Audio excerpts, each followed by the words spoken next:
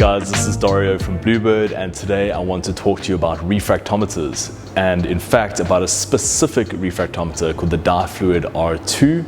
It's new to the market and I'm quite excited about it.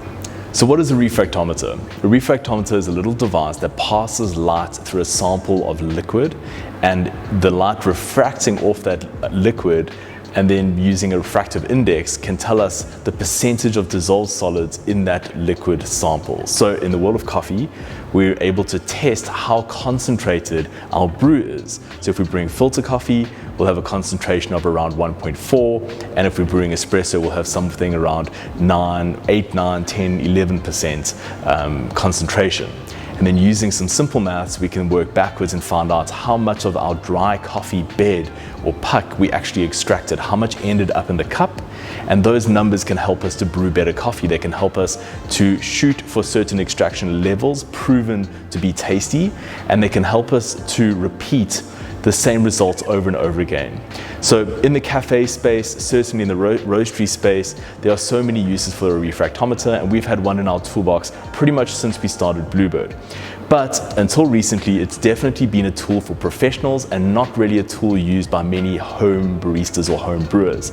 With the DiFluid refractometers and the price point of that refractometer, I think that's about to change, and I'm very, very happy to see that change happening. So when we think of our home brewing setup, if I can speak specifically to the home brewer right now, we're often talking about obviously the quality of our coffee. That's hugely important. You can't brew good coffee with bad coffee, like we can't roast good flavor into bad coffee. You have to start with good raw materials. Then we want to grind that coffee really, really well to get a very even particle size distribution to help our coffee to extract evenly. Large particles extract slower and less effectively than small particles. So if we have a wide spread, we're going to get a muddled cup of coffee at any extraction level. So even a numbers-wise very positive extraction, a very good extraction, could be very muddled if we aren't grinding and extracting well, brewing well. So we need a good grinder, we need to have some sort of brewer, whether it's an espresso machine, an AeroPress, an April dripper, whatever it might be. We need a device to help us to extract that coffee. And then we are going to taste that coffee. And that's pretty much where it has ended for the home barista until recently. Now with the introduction of the R2 refractometer, for just a few thousand rand, a few $100s, you can actually have a device at home that allows you to test the end result. It allows you to test your extractions, to know where you are. So often I end up in conversations with our customers wanting to know how to brew the coffee better. They're tasting X, Y, and Z.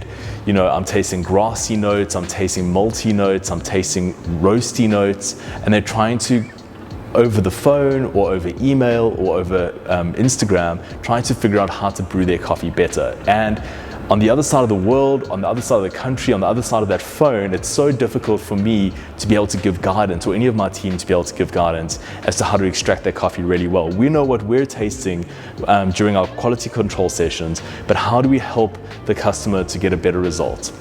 With the refractometer, we can actually guide them. We can talk to them about, we can talk to you about what extraction percentages you're achieving. You know, if you're brewing filter coffee and you think you're doing a great job and you're extracting 15 or 16%, you've got a very, very under-extracted cup of coffee. There's so much flavor left in your bed, in your coffee beans, that you're not extracting, and that's going to lead to a very underwhelming cup of coffee. And the same thing can be said for over-extracting.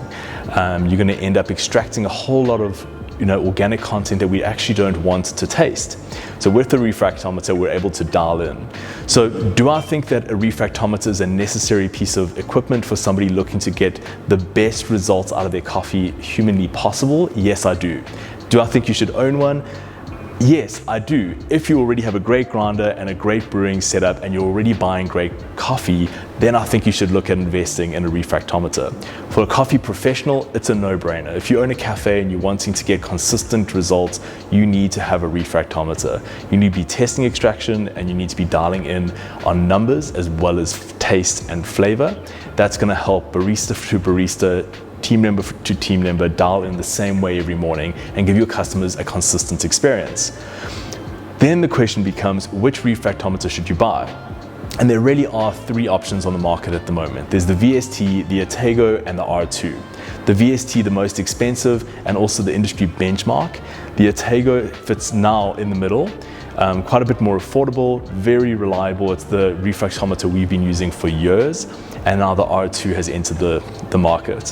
Which is the benchmark, which is absolute zero, no one really knows. There's no way to test that. But side-by-side tests by our team as well as other teams around the world have found that the R2 is performing extremely well. Very consistent in its readings. Yes, different to the Atego, we're getting different results, but consistently different. So if you're using that refractometer every single time, you're going to get to know your results and dial into what tastes great on your bar or in your home, if that makes sense. So I'm very excited about this tool. I hope that we're going to see them imported to South Africa so that our customers will have easy access to them. We may even do that in the future. Let us know if you'd like us to do that and if you would want one. But I know that DiFluid are selling them online and shipping them around the world. I want to thank them for sending us an early production model, a production unit. It's been great to test it and great to get to know it. And we're really excited to hear your thoughts on the DiFluid R2. Let us know in the comments below. And if you're enjoying the content we're putting out, I never do this, but I have remembered today, please like and subscribe, hit the notifications bell, do all those good things. We are putting out consistent content, we are doing our best, and we'd love to know from you what you'd love to see from us. Cool, thanks for watching, ciao.